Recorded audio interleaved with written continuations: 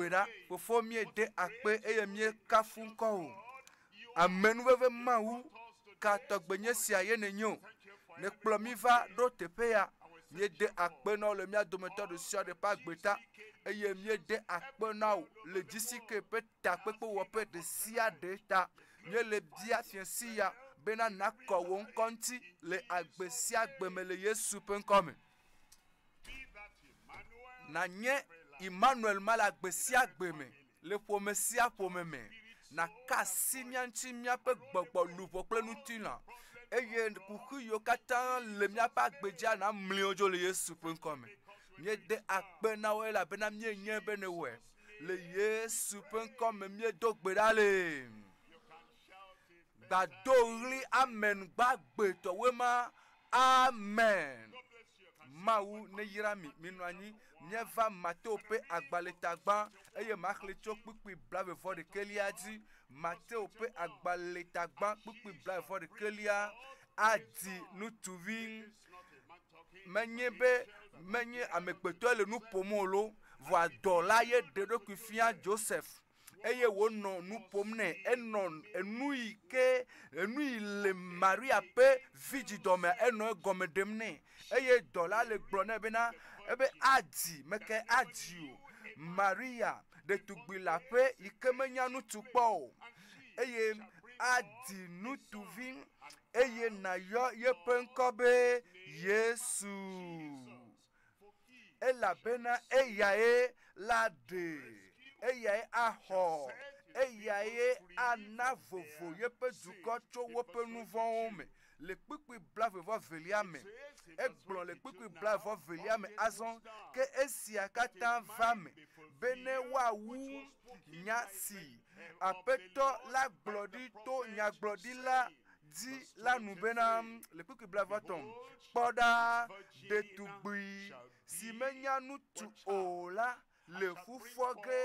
eye wòadi nutuvi eye wòayɔ eƒe ŋkɔ be ame sia ame ne gblɔ ma so Imanuel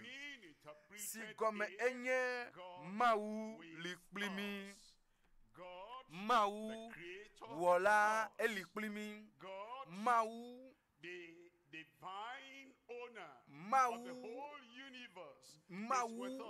eli kpli mi Mawu nukunuwɔla eli kpli mi Mawu kalẽtɔ eli kpli mi Mawu li kpli mi eli kpli mi bena yaɖe ame eli kpli mi bena yaxɔ na ame eli kpli mi bena yayɔ dɔ Mawu li kpli mi bena wòaɖe gami tso adika si adika kuxi yiwo katã le xixe sia me kuxi yiwo katã kuxi ahe va mía dzia aɖe mi ɖa le me aɖe míaƒe luʋɔ míaƒe gbɔgbɔ nu sia nu yi ke le me wɔa natsɔ va aƒetɔ la gbɔ le gaƒoƒo ya me aƒetɔ la anɔ anyi kpli o mebe ɖela anɔ gba kpli o eye xɔla anɔ gba kpli o dɔyɔla gaɖela anɔ gba kpli o le nɔnɔme kplikpa aɖe me le Yesu ƒe ŋkɔ me eye egblɔ bena nya si wogblɔ ɖi to nyagblɔɖila ŋuti ne wòava me fika nyamalo ele Yesaya ƒe agbalẽta andre Yesaya ta andre kpukpui wi enelia eya ta aƒetɔ la ŋutɔ ana dzesi mi kpɔ ɖa ɖetugbi afɔ fu eye wòadi nutuvi ana ŋkɔe be Mawu li kpli mi Mawu li kpli mi egɔme nye Imanuel eya tso dziƒoe eya nye nyagblɔɖi yi ke wona le Yesaya ƒe eyiyi eƒe alɔfa andre do ŋkɔ na Yesu Kristo ƒe vava eɖe fia mi bena ɖe egbɔna ɖela gbɔna xɔla gbɔna gaɖela gbɔna bena ɖe ame yi ke gbɔna ava ɖe mi tso nu vɔ̃wo katã me nu vɔ̃ yiwo katã Adam kple Hawa wohe va xixia me le Yesaya ƒe agbalẽta 9 maxlẽ tso kpukpui 8 dzi ne yeƒe dziɖuɖu o divinami kpikpe atɔlia ela bena wo divinami eye wo nanu tuvimi dzidudule abɔtane eye wo tsɔnu kɔnɛ be nukunu adamdela Mawu kanlɛtɔ fofo mavɔ nutifafa fia kpikpi adelia le fegbeme ne ye pe dzidudu na keketa eye sepedo manona nutifafa le David pe fiazikpi la di kple ye pe fiadupe la me o ne wa foe dete eye wa tsɔ ʋɔnudɔdrɔ dzɔdzɔe alike tso fifia dasede mavɔme Yehowa zebot pe nuʋaʋã awɔ esia adegoe Yehowa le wɔ ge adegoe le agbome ade ye ɖekui fia le agbome fiasia mie le kpɔ mawunya si pe tanya yenye bena Imanuel Mawu kanlɛtɔ le kpli mi Imanuel Mawu kanlɛtɔ le kpli mi eɖo ŋku mia dzi lo eɖo ŋku xixia godo dzi esime xixia katã le ŋe eye nade xixia matem ade ɖokui ɖa le me o Mawu dziƒo Mawua Mawu mavɔ Mawu wɔla Mawu yi ke wɔ xixia godoa le yeƒe nublanuikpɔkpɔ le yeƒe dɔmetɔtrɔ me edɔ yeƒe tenuvi ɖo ɖa eye tenuvi ma yenye Imanuel Mawu kanlɛtɔ li kpli mi fiasia esi nye le se Mawu nya n'ɔɖo ŋku edzi lo bena de Imanuel li kpli wo le afi ma yi ke ne le eye esime ne mianɔ gbea dom ɖa le xɔxɔta na nye be Imanuel Mawu kanlɛtɔa aɖe o eye ne mi gbe dom ɖa le dɔyɔyɔ ta Imanuel Mawu kanlɛtɔa eli kpli wo eye nu ka ke ye le agbo mea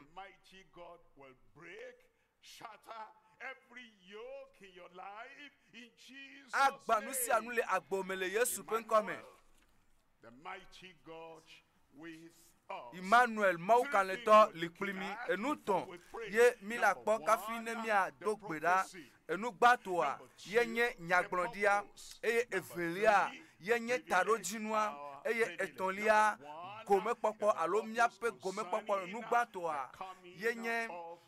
nyagblɔɖi yi ke ku ɖe Imanuel ƒe vava ŋuti eva xixi sia me eye enɔ agbe kɔkɔe agbe dzadze eye le nuwa eku le miata le Kalvari ƒe atisoga ŋuti eye enu yiwo katã wòva wɔ la eli da ɖi na nyigba kpli o bena miatem akpɔ viɖe tso eme miakpɔ gome tso Imanuel ƒe vava la me enu gbãtɔa yenye nyagblɔɖi ku ɖe Imanuel ƒe vava ŋuti eye evelia nu katã ye wòva ɖo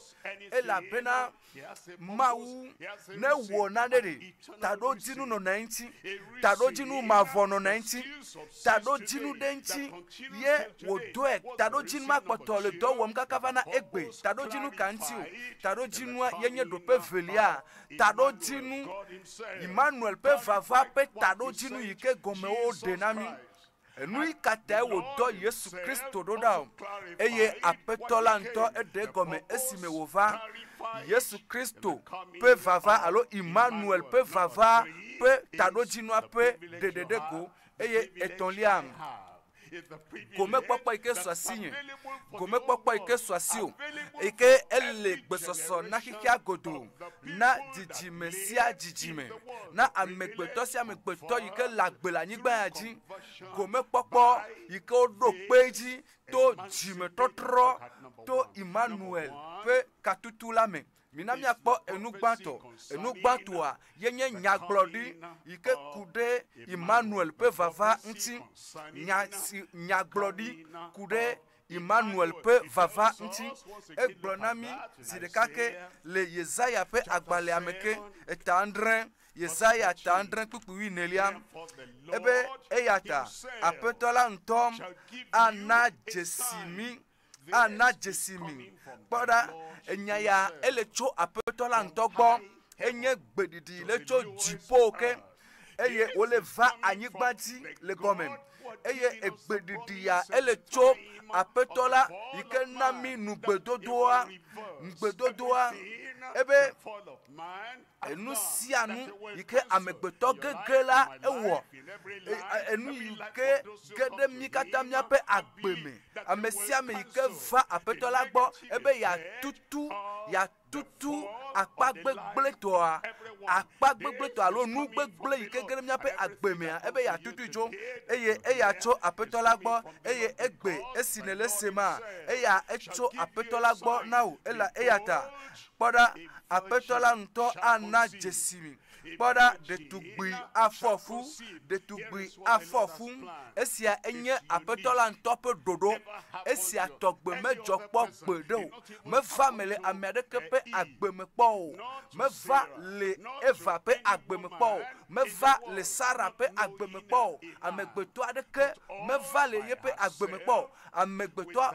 deke nyɔnu aɖe koa le ye ŋutɔ ɖokuisi koa meva yi dɔ kple ŋutsu aɖe ko wobe ɖetugbi afɔfu ema enye nukunu ƒe nya ɖetugbi le aƒe afɔfu amlimatɔ ɖetugbi ŋutɔ afɔfu eye manye nutsu alo ame ɖe le anyigba dzi ye va yi de gbɔ o ebe afɔfu eye wòadi nutsuvi eye nutsuvi ma ava bena wòaɖe amegbetɔ nutsuvi ma ava bena wòaɖe amegbetɔ eye adi nutsuvi eye wòayɔ yeƒe ŋkɔ be Imanuel Mawu li kpli mi fika nugbedodo ya tso nyagbɔɖi ya ɖe fika ye wòtso miakpɔe ɖa le Mose ƒe agbalẽgbãtɔ etatɔn esime Adam kple Eva wodzaglã ɖe aƒetɔ la ŋuti eye wova ɖu kutsetse yi ke ŋuti Mawu de se na wo le esime wodzaglã ɖe dziƒo ƒe Mawua ŋuti esime ye wotsɔ wo ɖokui dzra na Satana megbe eye fiƒodea va ɖo eye enumakea le fiƒodea ta le to sese ma ƒe fiƒode ta le fiƒode ma alo le aglãdzedze ma ƒe metsonu abe aglãdzedze ma ƒe metsonu ye aƒetɔ Mawu dziƒo ƒe Mawua edo nugbe bena ɖeɖela ava bena ɖexɔla ava ame si aɖe mi ame yi ke aɖe amegbetɔ ƒe gege ma aɖe dzo eva esɔ nugbedodoa na le Mose ƒe agbalẽgbãtɔ ta 3:8 Mawu ŋutɔ le ƒonuƒo ebe made aɖikam mia kple nyɔnu la dome wo dzidzime kple nyɔnu la ƒe dzidzime dome nyɔnu la ƒe dzidzime dome nyɔnua ƒe dzidzime nyɔnu ma yi ke menya nutsu aɖeke o elabena ne ɖe wònya nutsu ye wòdzi via ema woayɔe be amegbetɔ bi voa menye be nutsu be vi voa esi wo kple nutsu ɖeke womenɔ anyi o wo kple nutsu ɖeke menɔ anyi o eye wòfɔ fu eye ebe ne va la nu ka wawɔ agba yeƒe ta agbata ne ebe de Kristo va ɖo Imanuel ma eva ɖo nyɔnua ƒe dzidzime yi ke agbata na dala agbata na Satana agbata na abosam eye agbewoa me ne le demɔ na Imanuel be ne va agbewo me egbea agba abosam ƒe ta le agbewo me le Yesu ƒe ŋkɔ me eye eya la agbata na wo eye wo la aɖu afɔkpodzi ne mikpa ema yenye kakla atitso gantsi yi ke wòayi bena woaka afɔ yeƒe afɔ ɖe atia ŋuti le nyegba kple tawo eye elabena Kristo wɔ esia va yi vɔta la ogba eƒe afɔ eku le atitsoga ŋuti azɔ gamesu na wo bena nanye bena abosam ƒe ta wogbe gudugudu wogba abosam ƒe ta le agbome le Yesu ƒe ŋkɔ me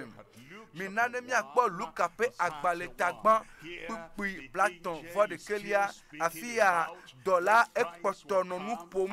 bena esime Kristo lava bena ne Kristo vadoa nu kaye wawo le Luka pe agbaletagban pukpui blaton vo de keliam ebena eye kpoda ele fufoge dola Gabriel yele nu pom na Maria eye Maria menya nu tukpo gbere o esi anye nyagblodi ike kpotole ji ebe kpora ele fufoge eye na di nu tuvi eye na yo ye penkobe Yesu blemasela Yesu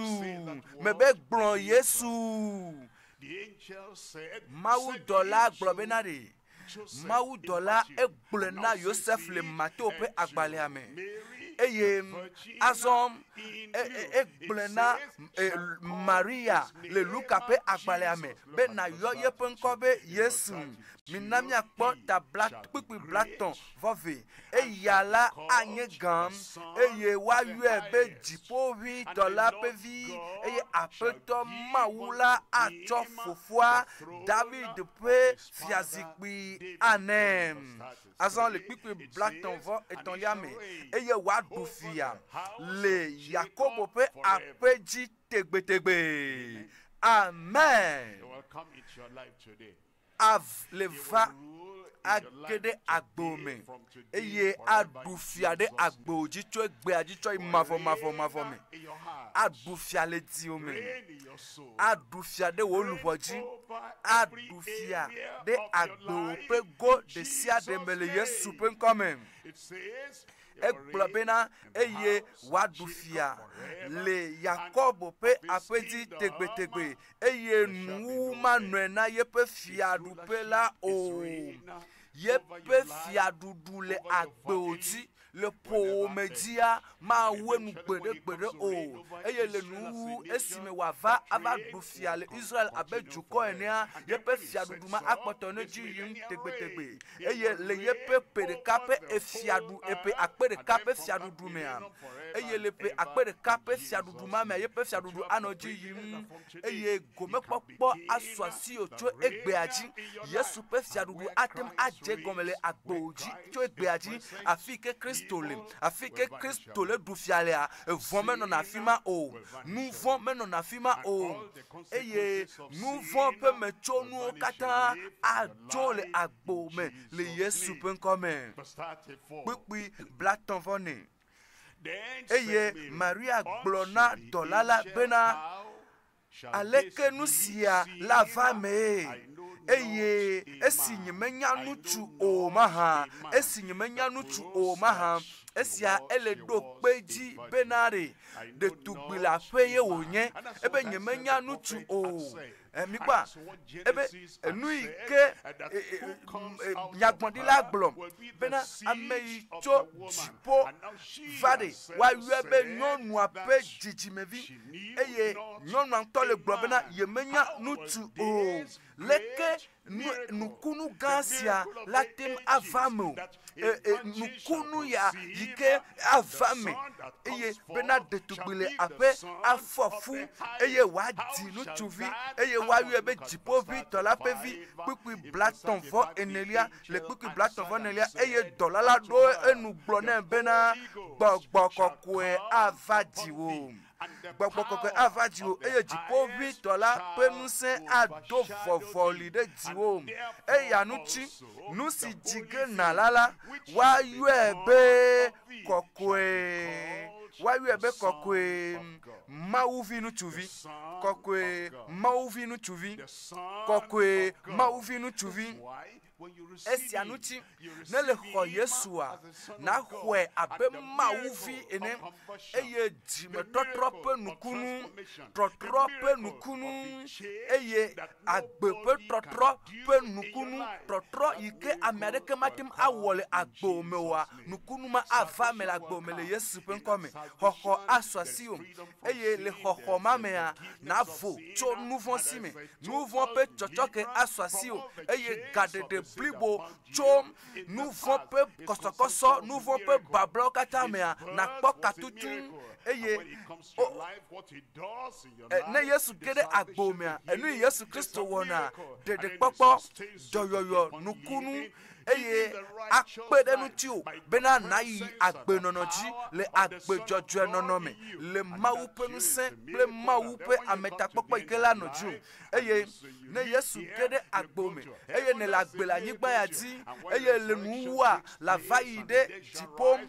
eye kpokplojo evame ebe ameyo ku le Kristo me awola fone chitre chuchugba eye ameyo kpotola nyigba ji awa trowo pe nonome ema enye nukunu yepe jiji yepe fufofo pe nukunu yepe jiji pe nukunu yepe avulele pe doa pe nukunu yepe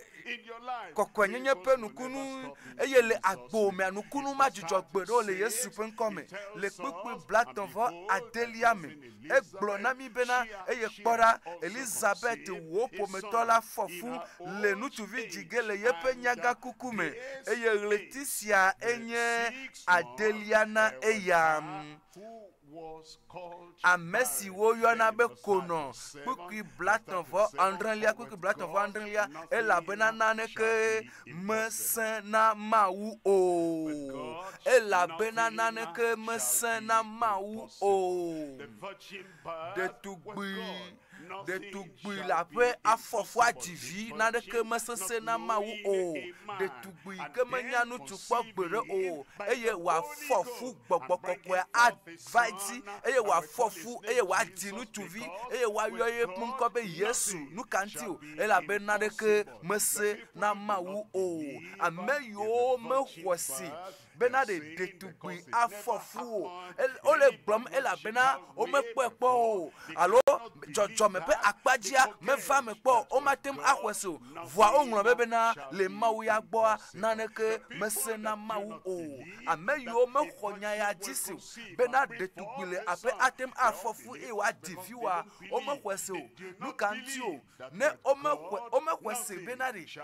Mawu ya na de ke mese ne o eye Yesu Kristo enno agbekokwe ameyo me hwejisi onye timahoseto ela bena o medo jesi bena nareke mesese na Mawu o amesi o mekwesi bena miatem anno agbekokwe miatem anno agbejojoe esi me wo le avule mi pe Mawu do memegbe ya ye mi azon pe Mawu ameyo mekwesi bena Kristo pe mi amenono atem awe be mi anno agbejojo o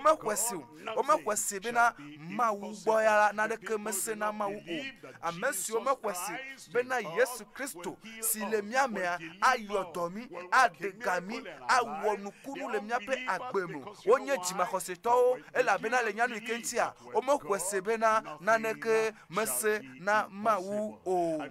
nyame kwese blela nyame kwese be detugbila pe afofu eye wo divi o blema se la globe nyame kwese be detugbila pe adivi nu tuvi ela bena me kwese Blen, ela bena me hwesi bena nane ke mese na Mawu o bla bena de me ho Kristo pe nukunu jisi ela bena me hwesi bena nane ke mese na Mawu o nyeya me hwesi bena ana mano jidudu pe agbe ela bena me hwesi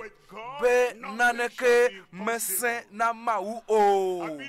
me ho nukunu ajisi ela bena me hwesi bena nane ke mese na Mawu o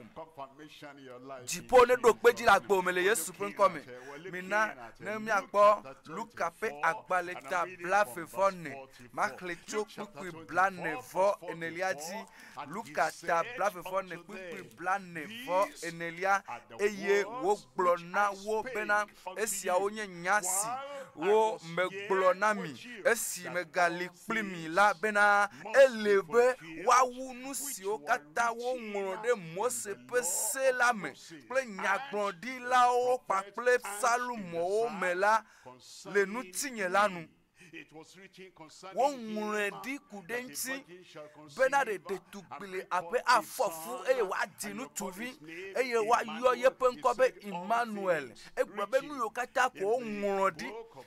le mosepe agbale ame le mosepe agbale gbato amema yema eye ke nyaglodi lo glo Yesaya glo eye enu yokata wo ngrodi kude entia okata odola fame wa wenu akpena mawu ela bena wo wenu eye enu wa afame la gbo metia egbe ale Yesu penkome kukui blanevo atoliam tete wo hu wo petame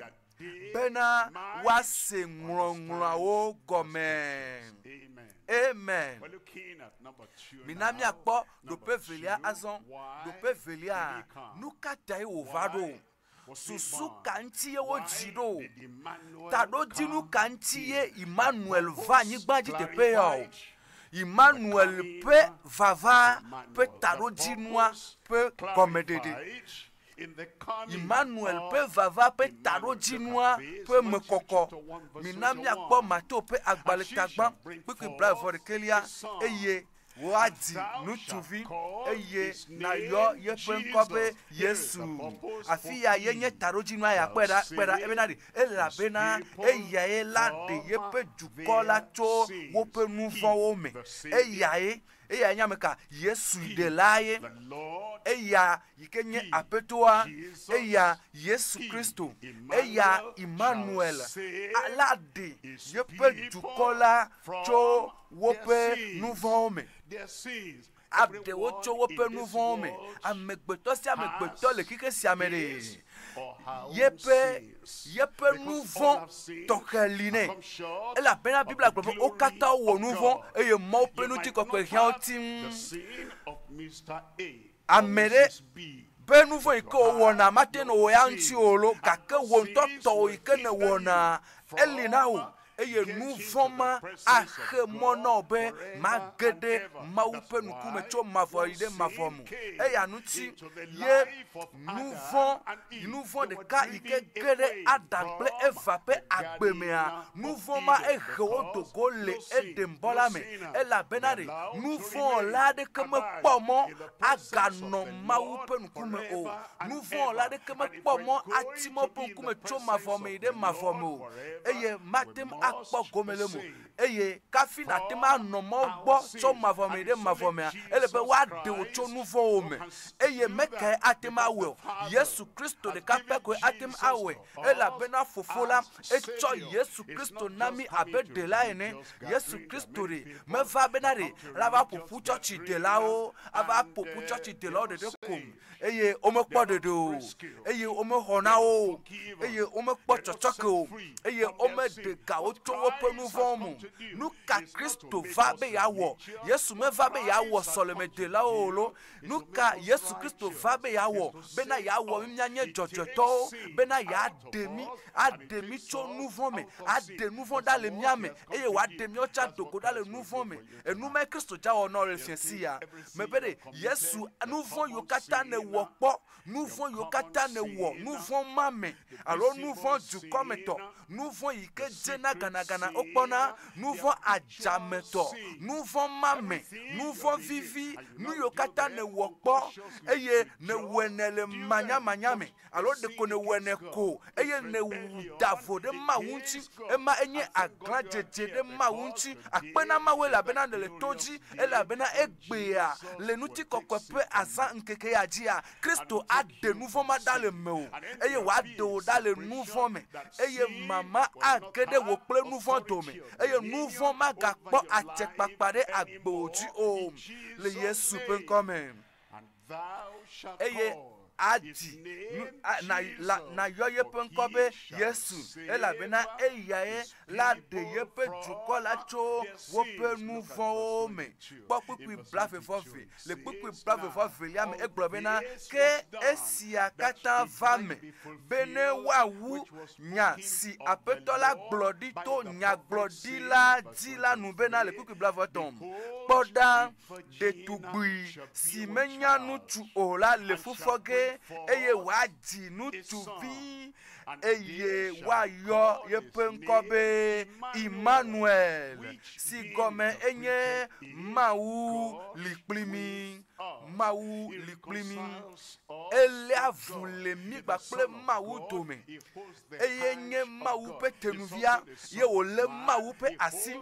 enye Mawu vi ele Mawu pe asi enye amegbeto pe vi eye wole amegbeto pe asi eye oso Mawu pe asi ple amegbeto pe asia so wodeka eye Yesu Kristo eye ebe ela bena azon enye Mawu liklimi eva eye ova le agbe le miame enume Kristo wona Imanuel gome ema esi ole brobena de poda mele titre le votoanu eye mele epom mele di votu apom nebe amiade votu anamla ebe nyela magede mele gbo Mawema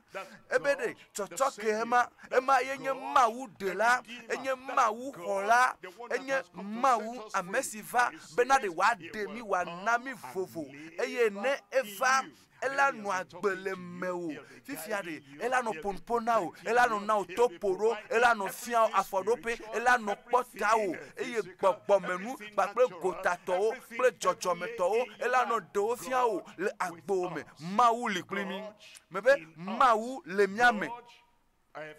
Mawu nyamiato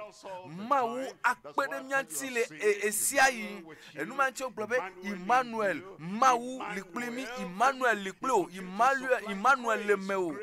eye Mawu Yesu Kristo anona amenuve na no didudu pe agbe ela bena le Yohanes pe agbale taton nyakli chokpupi atonliaji Yohanes pe agbale gbanto taton pupi atonlia Yohanes pe agbale gbanto taton pupi atonlia ebena ede edokufia bena wacho nyape nouveau yi eye mienye bena eye amade edokufia bena yacho nyape nouveau ayi eye nouveau de que mele eyame o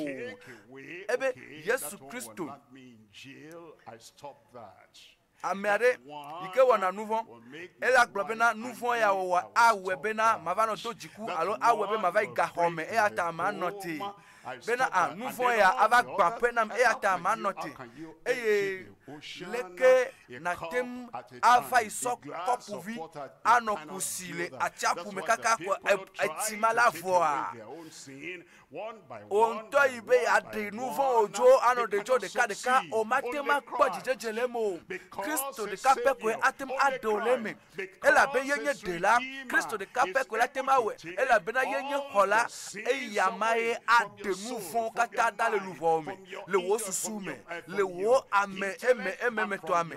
ade nouveau kata dale agbenono me Yesu ko atem awe ne wo ya ne bobodo ki ode eteko ne le bobodo ki ode ete ebe mienye bena eya de edokufia bena ya chom nyape nouveau ayi eja bla nouveau kata kwa a chojoe eye wana ovovo eye nouveau de kemele eya mame o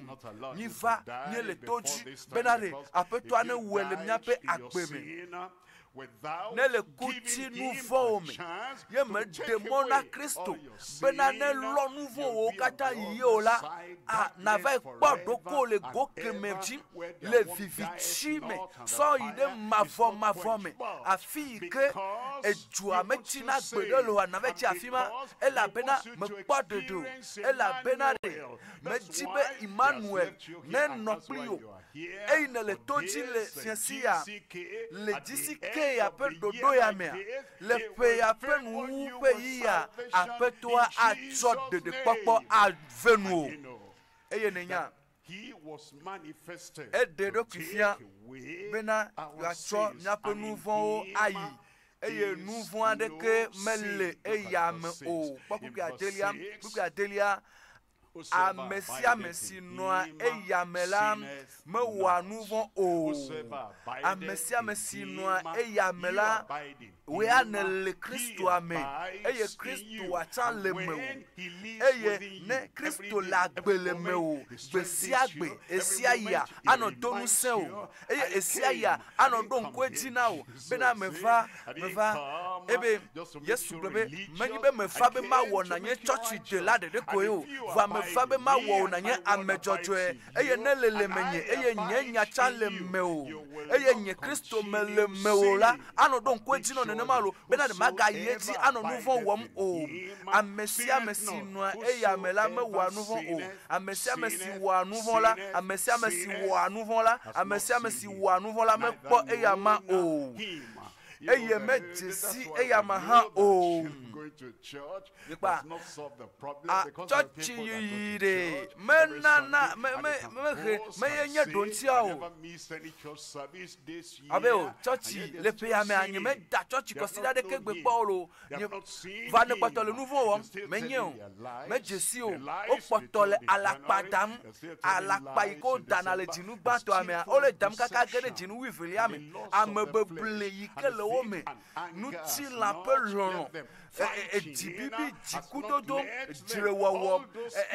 ametutu nouveau dimo ikele o me chope jinu gbato ame ele o me kaka gede pe jinu wifili ame vo le church dem va zan ame ya no atro mebe agbewo amede Imanuel agede me eye ne Imanuel gede agbewo me eye wo va chi me wa agbewa atro eye nusia nu atro la gbome le Yesu pen come minami akpoku Andreliam ebe viwo mingana amade ke na flumi o amesi ke le nu jojo womla nipa yema ebe amesi ke le nu jojo womla amejojwe wonye abe alesi eya hanye jojo tola ene pupunyiria amesi ke le nouveau womla. Blemasi eyacho abosangme blemasi la eyacho abosangme nkanchi oglonyamaro ela bena nouveau de me jocho Mawu mo nouveau de me jocho Christo me o nouveau de menye gbogbogbogbo me nouveau jocho o eya nuchi ne ame ade kpodo kile nouveau wom eye wo globe o fika o kpodu ya cho matem aglobe o nouveau ya Mawu gbe me kpocho gbere o nouveau me cho Mawu gbo fika ne kpo nouveau ma cho o me kpo so Yesu gbo nouveau me jole Yesu mo vodi nyenye nkasese amewu enuma matema cho Yesu gbo Mawu enye lono eye nu fon wo matem acho gbogbogbo nipa amebeble amefufu ikela amedepe agbeme ebe yele church yimpe platon enye si epotole alapadam eye wo mla nyi le nu fon medare satana yenye alapato abacho fofo eye alapadada mecho gbogbogbo re gbogbogbo anyate pepe gbogbo ewonye amesiame ike potole nu fon wowoti ekpatole nouveau wom eye ele nouveau wom egbona nouveau nouveau donaleme esona nouveau banana amekotope akpe amemari abosame wocho obe amesi le nouveau wom la abosame wocho ela bena abosam wa nouveau cho keke gomete tiameke esianuchi esime wo yire Adam ple Eva go le kaka le komete tiame esime wo ple Adam ple Eva jaglan no nouveau wom don kona nkekema eye ele nouveau jiwo wodin abosan ele nouveau wom choka komete tiame ke ebe le esianuchi pera ebe esianuchi nipa ne yibenare Kristo pe vava pe tano jinubu bwadelia tado jinu yike Kristo vado tado jinu yike nti Yesu vado ebe esianuchi Mawu vila de edo Christian bene ya ble abosampe dowowo amen. Somebody will shout amen. Ne to li la pe amen dabe amen. For this purpose Esianuti, ne le agbome, just abosampe preaching and dowowo, you le have not fulfilled fiadun. the purpose why E comme Christ benari, came. Sin me there, comme le Christo pe talo adultery jinuamu. there, Nous vont la fornication fima, there, ahasi wa fleshly la work, fima, nous fleshly tin la pa attraction benono there. la You fima. have not fulfilled Eye, the bena, purpose mele why wo Christ Christo came. pe vava pe talo Wickedness and jinu. cruelty there. Fodinyenye, You have not nous fulfilled the tasese purpose le why mewo. Christ Christo came. pe talo jinua, Satan me is pe me vava la devil gbomu. worship. Satana Still pa there, benono and ema. you're still in Popo, the vampe cult, nous wana and you're poto la doing fima. all those Eye ne things in the ne secret poto that le. you Nous depend vont on the adjame, powers of adjame pe darkness. nous vont. The purpose of Vivitime pe nous Christ saint. coming has Christo not pe been vava fulfilled. pe talo Examine jinua your me heart, pe me vavo. examine your life, Lenkuri and agbome, look at lenkuri yourself. diome. If Eye na Christ kpo came dokuyo. today, Ne if the Christo work va of the egbeade devil is still abosan pe there, and the towo ne sin and the potole mewo. consequence of Eye sin nous vont gba is pe still me chonu there, gba potole my mewo. friends, Novi you will not live matem with God anu agbekple eternally. ma It's wu only cho the ide salvation mavo of mo. Christ that De comes to kpokpo us, hoho and ike this Christo changes chove a come. ne For swasio. this purpose, Ebe the Christo Son of vale God taro jinu yanti was esianuti manifested mau that he vila might de destroy edokufia the be ya works of the gble devil. abosan pe towo wo. Amen. Amen. Then in verse 9, Eye le kpekpe it asie says, keliame eglobena amesiame is born amesiame of si wo God jicho ma does wu not mela commit sin. me wa nuvo The o Bible is very Biblia clear. gble eme Anybody kopete can say, "I'm a child amesiame of God." atema gble pe o ma wu vie me nye no te gbo dene kpotola la padama ebe o nya ma wu vie me nye ene kpotono jikudom anu achire wo ma nya me nye ma wu vie eye me kpotono nu tasese wom le agbo me aposron eye jire lo gba presron nu bebe ma wu vie ne nye eye ne kpotole fifi le be ma wu vie ne nye ne kpotole nu vondi wom da sedi di mari o mo kwele jipo ne le kwo gbogbo kati eye ne cho agbo na apeto a ebe amesiame si wo jicho ma wu mela me wona nu vo o ela bena ma wu pe agbe no emem eye eya matem awo nu vo o ela bena ma wu me wo jicho ela bena ma wu me wo jicho me ka o jicho ma wu me ha me be de me ka yo jicho ma wu me ha afa me no le Yesu pen come mi na mi akpo hebri tope agbale tandre makle choku ki brave vo aton liati hebri tope agbale tandre ku brave vo aton ku ba eyata atem aho amesio to edi va ma wu gbola atem don kweti lo benadeke naneke mesena ma wu o naneke mesena ma wu o de papo le ma wu gbo ele bobwere agbepe totro le ma wu gbo ele bobwere jime totro bliboa le ma wu gbo ele bobwere eye ne we ya ne demone bena ne gede agbome ne gede diome eye wa wu totro atro agbome eye nouvon maga pomo le agbome ko nouvon maga dufiade dio ko ajame to maga ponu sende dio mi kwa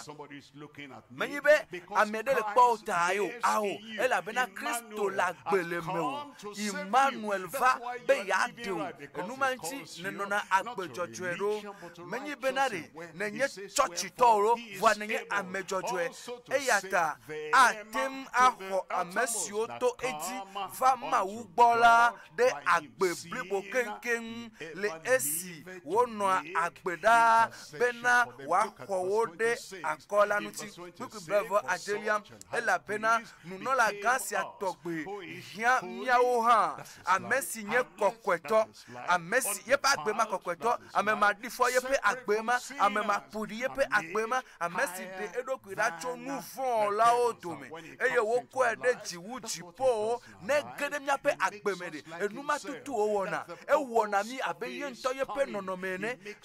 yepe vava pe taro chinema ewona mi kokweto ewona me mi nyina amema difo amema wo nuvon amesi o madacho nuvon gbo eye edena mi cho nuvon me bena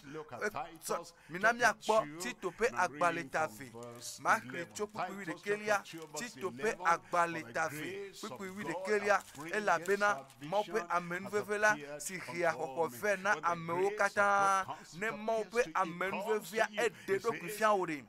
amenvevia kuna benari o amenve menuveve menyelo matem agede melegboa e miamo pa menuveve menye matem atro agbo e ne le demona mo pa menuveve ne gede yepe agbe mea de popo ava chochoke ava vovo popo ava trotro ava agbe po trotro agede me e la bena mo pe amenuveve la de edoku fia ke choko kovena amokatan kuku vivelia e ye wo reami bena mi agbe mawu mavon mi gbe na mawu mavon mi gbe na mawu mavon mi gbe na aglantiche mi gbe na tosese mi gbe na nusia nu ikenye kikiame pe agbenono nuchina pe agbenono mi gbe ne bena mi ano agbele mawu sosrodame le kike siame amiado plona bena ne me vai do jipo mano kokwere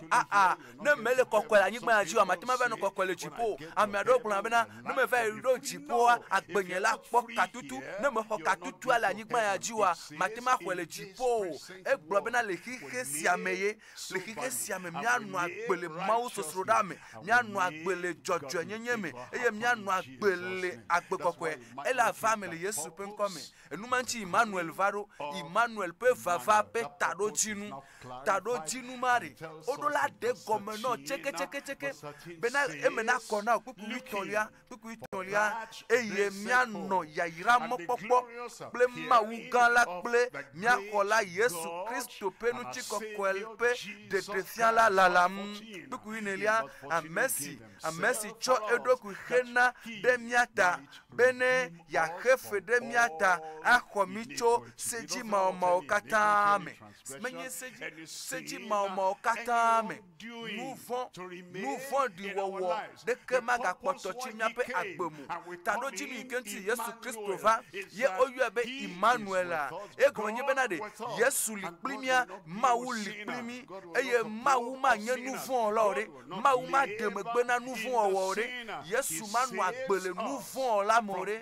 ebe ela demicho miape nouvon katame ademicho seji maoma katame eye bena ya klodukon si doa vivie le donyo wowome lanuti hena ye ntodokui nevado do petonlia yenye gome popo ike gome popo ike sumiasi to Kristo nyape gadela ti odokpeji evabe wa anami katutu akpena mawu fiesi ala bena Yesu vado gbo Yesu adegbo la pe ame Yesu akasinu chi o la pe ame afi kenele tepesi atepe kenele enu imatema wole doku osi ore apetwa awela gbo me eye agbenono vondi ma ikele mewa agben kutukutu eye nu vondi wo pa mechi duduma Yesu adewole me always at the edge of committing that sin. Ne kpona dokio le nouveau dimame esiayi eye ne leva wevoa ne sena vevele be o nuka ya megawo ke ha nuka ntimele nu ya wo mo Kristo vado mebe Kristo vado Kristo adega ofiesi ale Yesu pe nkome peda po enu ihia be miawo peda ela bena gome popo ya sumiasi ela bena monu popo sia esumiasi bena de Imanuel va eye enu Imanuel va be wa wola enu iwowo ekpoto lidari na nyigba pleo na amesia me egbe va ele na mi bena de mi le chi mi adefia be mi le chi bena de ejromi bena de enu yo chovela ejuromi eye na de tijia sofia eye na de dokofia eye na tromegbedo nouvoma ikekla Yesu de atiso kantia na tromegbedo nouvoma eye ne le va Yesu gba Yesu atro agbofiensia le apostolo pe dowo pe agbale ame ebe na de mitro le miape jime ye gomede be na de wakaba all that habit of sin ebe agbenono fondi maokatari trole yome benu le gbo enuma ikene wona se na vivile mere ebe toleme tro eya ta mi trole miape jime mi tro enu yo katako nye nu fondi le hige siame nu fondi yo katake na fobu kuvana gena von nodrovana ebe mi tro le miape miaƒe dzime eye mi gbugbɔ eye mi gbugbɔ eye mi gbugbɔ ne ame aɖe gbugbɔ ɖi ele menɔna na ame aɖe gbugbɔ menɔna be ale ke wole tsã ene o yeƒe agbe trɔna yeƒe agbe le dudoƒo yeƒe agbe le adzame le aƒeme afi sia afi ebe mi trɔ le miaƒe dzime eye mi gbugbɔ be woatutu miaƒe nu vɔ̃wo be woatutu miaƒe nu vɔ̃wo no tutu nu vɔ̃wo ne le trɔ le dzime ne le gbugbɔ eye ne le dzi ɖeɖekpɔkpɔ ya ne le dzi xɔxɔ ya eye ne le dzi bena ɖe taɖodzi ni ke Kristo va ɖoa leƒe taɖodzi ma ne kpeme vava le agbomea ele gblɔ bena ɖe atutu miaƒe nu vɔ̃wo bena ne gbɔ ɖe me yi na va tso aƒetɔ la ƒe ŋkume gbɔ ɖe me yi gbɔ ɖe me ƒe eyiyi gbugbɔwɔ yeye ƒe eyiyi gbugbɔgati ƒe eyiyi tɔtrɔ blibo ava me la akpe na Mawu elabena ava me le fiesi ya me be ɖe ele me va ge fiesi ya Kristo me ɖe eɖokui fia le teƒe ɖe kpɔ asi gbalo o agblɔ be me va ɖo gbɔ o Yesu be va ɖo gbɔ ko atɔtrɔ ma ge ɖe me oa esia meli o Yesu va ɖo gbɔ ko atɔtrɔ me le me oa meli o wabe Yesu va ɖo gbɔ ko dzimetɔtrɔ meli o ne vavã Kristo va ɖo teƒe ɖe Kristo va ɖo agbe ɖe me ne va ge ɖe ame ɖe ƒe dzime ɖe dzimetɔtɔ ɖo la nɔ afi ma tɔtrɔ ɖo la nɔ afi ma agbe yeye ɖo la nɔ afi ma egblɔ bena ɖe gbɔ ɖe me yi ava ebe gbɔ ɖe me yi na va tso aƒetɔ la ƒe ŋkume mina miakpɔ kpukui blavevɔ adelia le kpukui blavevɔ adelia egblɔ bena miawo Mawu fɔ yeƒe dɔla la yeƒe dɔla ɖe tsitre na gbã eye wòdɔe ɖa be wòayra mi Kristo ayra o me be ayra o eye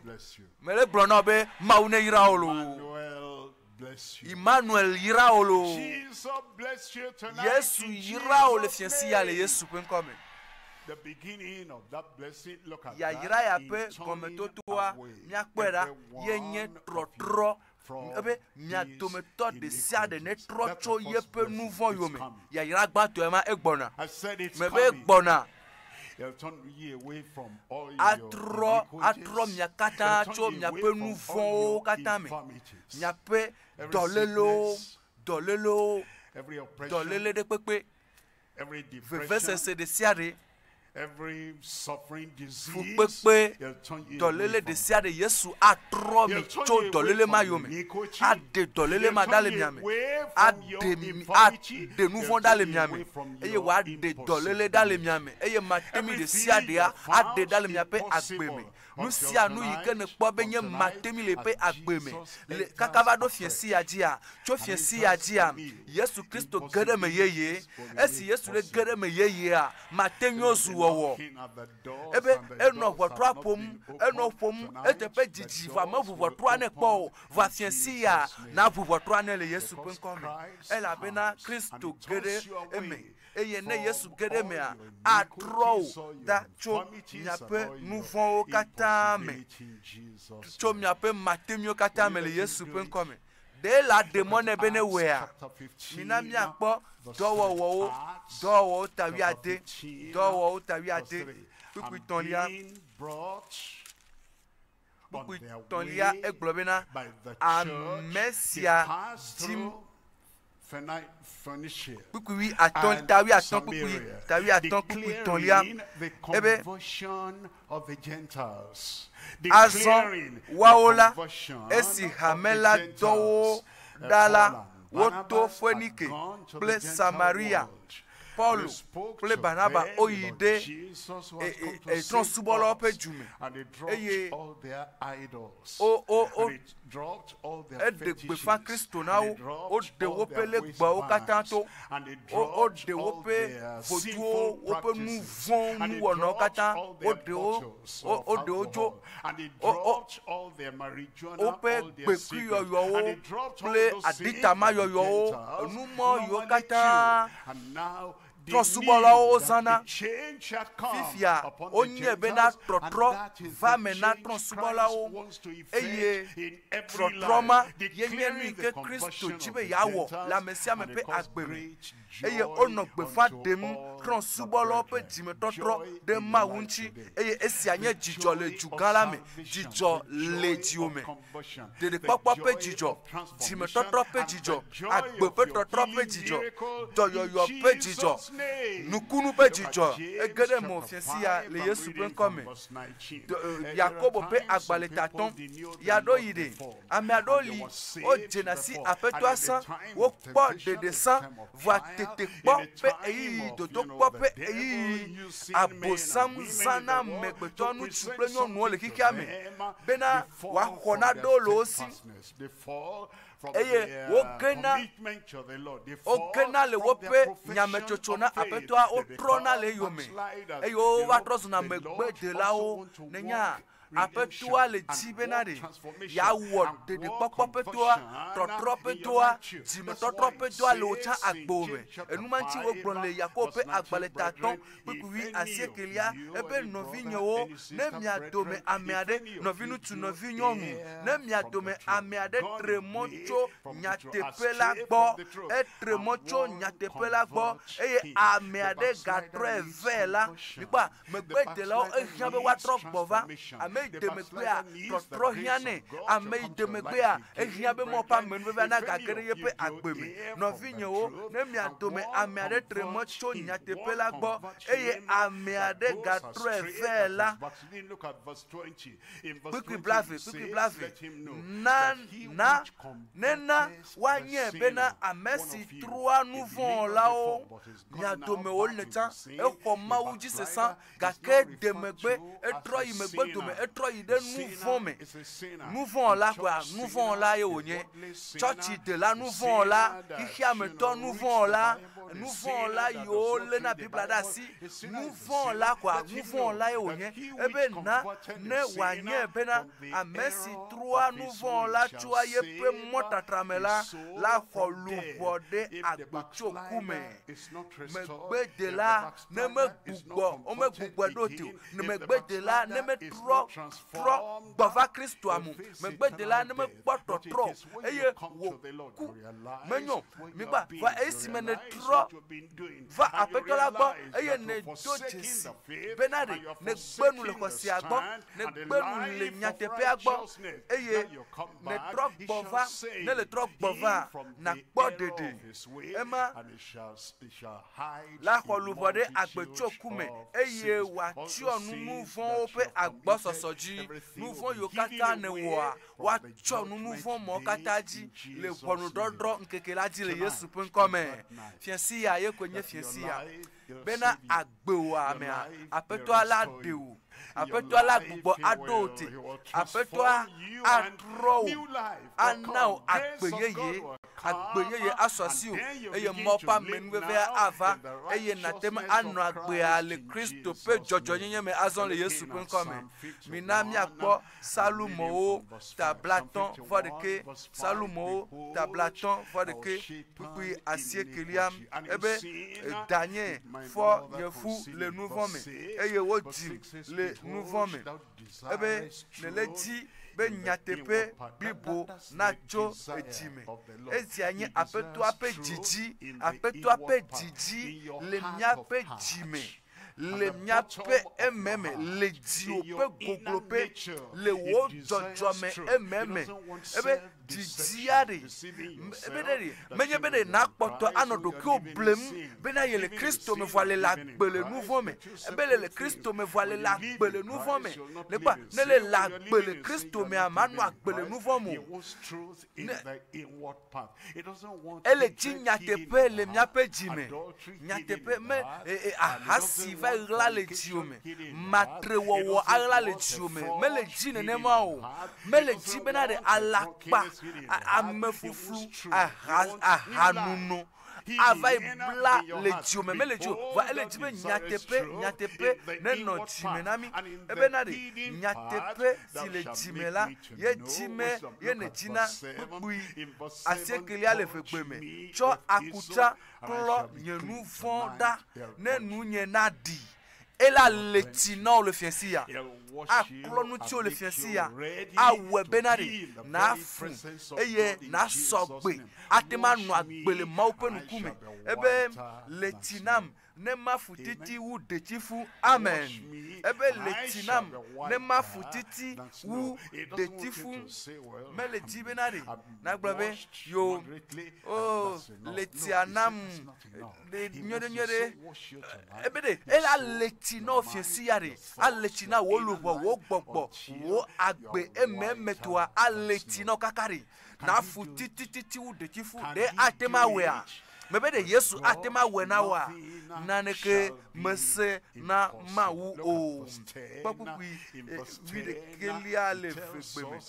papukui velia mawu papukui velia wotiyeye wojijaja denam enuma wona na Imanuel gede ameme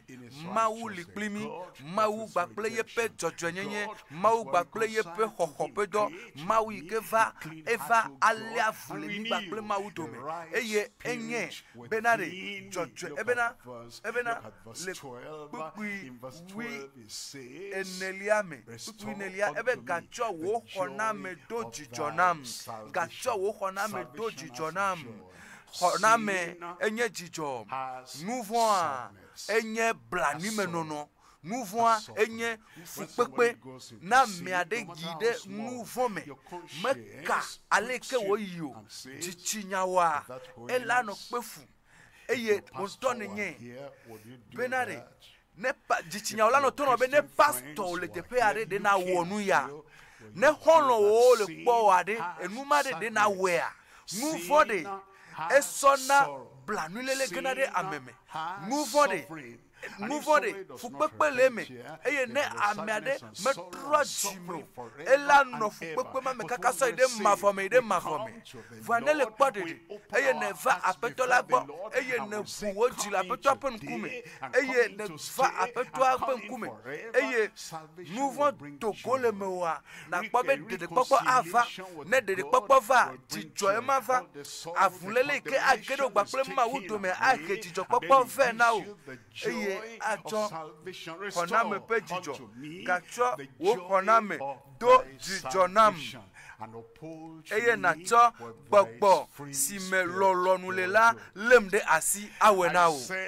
mebe awe na o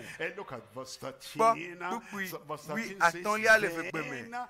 mi mafia ebe esime honame pe jijo so sinye voa esime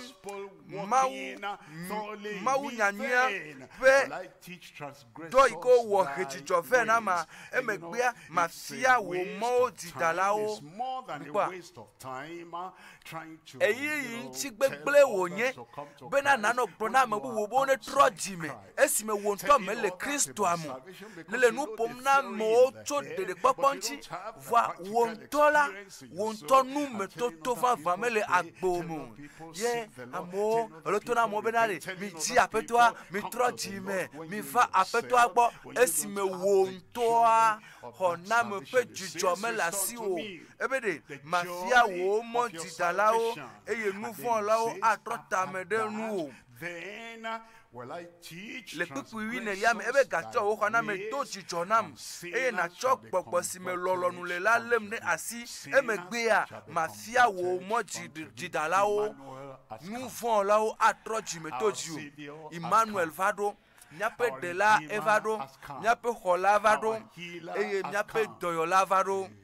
Amen. And because he has come, eye esi wo vata evado gbo egbea eye ele probe enu yo kata gefo bubu gere agbomia madedale agbome enu yo kata ge babla nu fon pe babla o bla o tade nu fon tia Yesu be ya choka o kata la gbome fiesi ale Yesu pe come.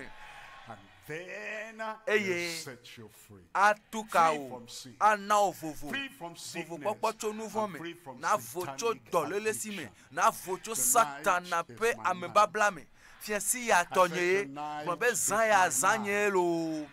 He will do it and nothing will Elawe. hinder Eye him. na de ke ma he mo no le Yesu pe nkome. It's bowed and Nya eyes bobota closed. ne nya Make nuku. it a real benade. deal of Nenye. the Lord today. Enu me Don't toto allow favan the de lo gba coming ple of apetola Emmanuel, the purpose of the coming of Emmanuel, me don't gademo allow that benade to be Christo wasted in your pe life. vava pe tado And jinwa receive na zuto floko la gbo me o Him in your heart, hwe la in your gbo me life, le repent, ti o me and troji me converted, turn tro away, tro turn mi away. tro mi tro Turn mi away tro tso mi ape from nu all von yo your me sin. mi tro tso And mi then ape nu von say, kata yo Savior, me come, eye mi come gbugbo to me. eye gbo be And I will apeto come. va de la And gede menye change gede will menye happen eye in ela your gede life. mo It's bad. eye trotro ava gbo me Eyes nya closed. bobota o eye mnya mnya I nku want him, ne le di Christo Jesus, Christo Emmanuel, Yesu God Imanuel with us, Mawu come li in plimi ne le di bena in a ne definite gede way ye pe tonight, agbeme to klipa come in ne va in a no ye pe powerful way agbeme tonight ne gede ye pe and agbeme kple forgive nuse you and eye wa cleanse na o you chochoki and change eye wa your life leti na o and save eye wa you tro agbe o eye wa and na o break dede the popo power eye wa of gba sin away from your wa life. tso nu von pe kada le Wherever you agbome are, raise me up kafi your kenelo hands. na kwasi ji His Savior, kwasi ji de la yenye Yesu His Redeemer, Yesu yenye hola the Son of God who comes Yesu to yenye reconcile the Mawu sons vila of yike va men bena wa with le avu the le God Mawu kple of amegbetɔ heaven. viwo Raise up dome your hand. God le bless you dziƒo there. kwasi God wo bless dzi you there. afi ne le Online, kwasi dzi anywhere Mawu you ne yra wo are, kaka this Mawu ne is yra wo ya your kaka chance and fi this sia fi is yike ne your le moment. Raise egbe up nye your mɔnukpɔkpɔ o egbe nye stand up mɔnukpɔkpɔ wherever you o are. bena Thank na you. xɔ Thank Kristo you. ne wa Thank ge ɖe you. God agbo me bless kwasi you. dzi le teƒe sia God teƒe ke bless ne le you. ewo yike le Salvation radio will jive come ya in. wo yike le to dzi le Change aƒea me will le come in. fiasia me le If ʋua you're me afi sia afi yike ne le backsliding, ne you know, de megbe tso xɔ sia gbɔ wo ŋutɔ ne nya wo ŋutɔ ne nya ame yi dzesi Kristo sã eye ne gbe ŋɖa le Kristoa gbɔ ne trɔ yi ɖe nu vɔ me eye ne va le agbe le nu vɔ me ne aɖe kuku na aƒetɔ le fiasia bena aƒetɔ metrɔ gbɔ va mele dzi bena ɖe ɖeɖekpɔkpɔ ne sɔ asi nye nyemele dzi bena ɖe nu vɔ ƒe blanui me nɔnɔa nu vɔ ƒe fukpekpe ma ne kplɔm ɖo tegbe sɔ yi ɖa o mele dzi be egbea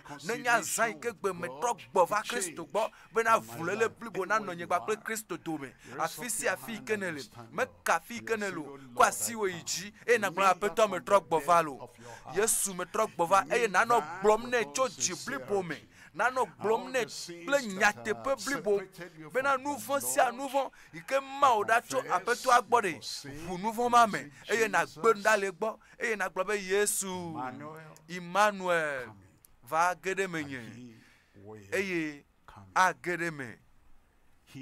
me be Yesu age ɖe me o ame sia me si ayɔ aƒetɔ la ƒe ŋkɔ la akpɔ xɔxɔ va ɖo azɔ xɔxɔ ƒe dzidzɔ xɔname ƒe dzidzɔ akplɔe ɖo vovokpɔkpɔ katutu akplɔe ɖo xɔxɔ ple blibo akplɔe ɖo aƒetɔa le nɔ te kpɔ megava yi be o ɖe megava yi ɣla ɖokuiwo le afi ɖe o anɔ nu vɔ me kakakaka va yi kua le ŋkeke mamlɛa dzi mate ma va yi ɣla le yeƒe ŋkume o egbea yenye ŋkeke yi ke na zɔ va aƒetɔa ƒe ŋkume na gblɔ aƒetɔ me va ɖo medzi be manye tsɔtsitɔ o me tsɔtsitɔ medzi be manye o vɔa Kristo ƒe dzɔdzɔnyenya ne ge ɖe menye xɔse aɖe o xɔse aɖe o tso nu vɔ me aɖe nu vɔ ɖa le me o eye wòaɖe o ɖa le nu vɔ me megasɔ nu tsɔe dzi o Yesu akpɔta be magawɔ nu vɔ ke o miado gbe ɖa mi kpɔtɔ nɔ tsitrenu miame yiwo kɔ asi dzi mi nɔ tsitrenu fofo le Yesu ƒe ŋkɔ tri akɔa me miede akpe na wo le Imanuel ta akpe na wo elabena eva be wòaɖe mi akpe elabena ye nye aƒetɔ akpe elabena ne miege dze nu vɔ mea eye ɖena mi da le nu vɔ me eye mi do gbe ɖa mi va gbɔ wo le nyateƒe me ame yiwo yi ke va gbɔ o mi le do gbera bena na de o to wo nu sen la me le Yesu pe nko mi le tina o klo o nchi wo no wa futititi wu de tifu wa futititi wu de tifu na bena kokko pepe do fanfan ne family o pe agbe mi na de o da le o pe nu von mi na de o da le nu gbegble yikata kere o pe agbe mi na de o da le me le Yesu pe nko mi eye na be wo gbogbo na di da se na wo peji be azon la Mawu vi oyo yen hogbugbo gati ame yo di yeye ame yo gbugbo di eye ame yo ho pleple alevia popo apeto do peji la gbesi agbe mi agbe na wa peto le Yesu pe nko me mi to gbe dale. Keep on standing. Our counselors will be with you there. Very soon. Moderator. Afisi afi ikenele eye ne plomido le dodo siame eye kakami wo dodo da ya ne kwasiji. In your various locations. Yenyi 87 petit na jada gboji. Na hojijo popo la gbo mi. Amen. Amen. Remember the purpose for this purpose. The Son of God was manifested that he might bena wa gble nuko gble ma se be wa gble nuka ha gble ma se la wa gble abosan pe do o do me la gbeyen mi wa gble abosan pe do o la gbeyen mi wa gble abosan pe do o dolelere abosan pe do o e cancer abosan pe do o e agbeto akpulwa ti tepereka abosan pe do o e nuku agba na maganu nupo mo abosan pe do o e eye I'm dying, I'm going to die. Oh abe oh mejaku anovesim numare ma bo abosan pe do o e esi anuchi ye mauvila e dedo kufian e la dedo kufian le sensia e la dedo kufian la gbo me sensia fifi lanto a dedo kufian o le te pe kenele bena wa bla abosan pe do o do me bena wa bla abosan pe do o do me Mawu chok gbogbo plenu sen sina Yesu Nazareth tola benari wata elta hele nunye wom nuka wom Yesu le han ele nunye wom ele gbe dama mena nincho amo kata yike jabo samdua Yesu le gbe dam le wonchi abo sampe jidudu la gbo me o de da chofien si aji esime na se amen mamletoa na nya be doyoyo vado gade de vado na e nukunu vado na o ameyi koe atim anabe de tubu keme nyanu tu afpofu eye wa dinu tu via nuka kpoto e magatima wo atema wo nusianu agbo me atima wo nusianu kwasi de kaiji eye na chovelia adare afike kukiale na eye nele semie glo amen mamleto abo sampe do kata do me glema eye nous me toto plipa aswasio le fiensia ela do cho dolelo katame ado cho matemio katame kwasiji ko de kaiji eye na kovelia adara fike dolele ale kwesi pastor be kwesi le ntao ava maintenant fofo le Yesu pen comme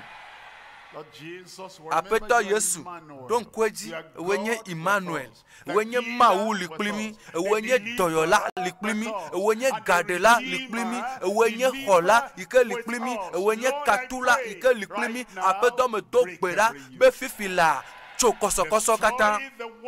eye na gble abosan pe do kata do me eye apeto me do gbera benare wonu se pe zondede ike gble na abosan pe do do me ne femme la gbesi agbeme le Yesu pe nkome eye le dope si adope ike mie popudo na jisike ya le Togo afia le Africa godo apeto me do gbera be na do le agbesi agbeme eye na gble abo sampe do de sia de domele Yesu pen come ta gbogbo na me adava ye ikele je come me de sena o benare le koka tutu le Yesu pen come adava do dogo enu jeje dogo susume gbogbo na me dogo le Yesu pen kome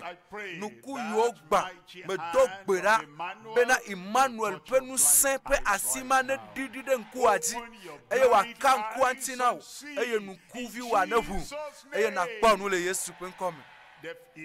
eto yoku me dese be to kuku ne dogo la me le pa gbeme ade ma ponu ne ponu po le Yesu pen kome eye agbon afo atename nous tete mo kata ono bura le Yesu pen kome cancer meza a check pa penya ya de juo e me be wo cancer fia le Yesu pen kome abile dome khodo yo le Yesu pen kome ewu ano pujuname ne va nono menyeto amele Yesu pen kome